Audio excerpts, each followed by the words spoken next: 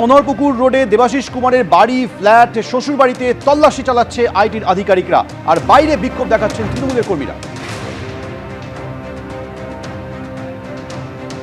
মনোহরপুকুর রোডের দেবাশিস কুমারের বাড়িতে তল্লাশি অভিযান চলছে, আর অন্যান্য জায়গায় অভিযান শেষ হয়েছে। বাইরে বিক্ষোভ দেখাচ্ছেন তৃণমূলের কর্মীরা।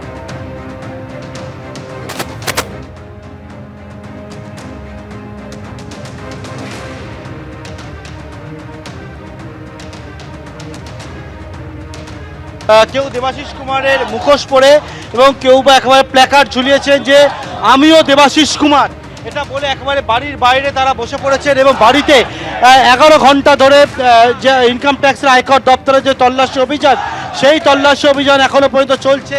এবং যে ছবি দেখতে পাচ্ছ একেবারে এখানে কিন্তু তৃণমূল কর্মী সমর্থকরা তারা বলছে যে আমিও দেবাশিস কুমার। এবার আপনারা বলছেন আমিও দেবাশিস, কারণ দেবাশিস কুমার আমাদের পৌরপিতা, তিনি আমাদের বাড়ির ছেলে।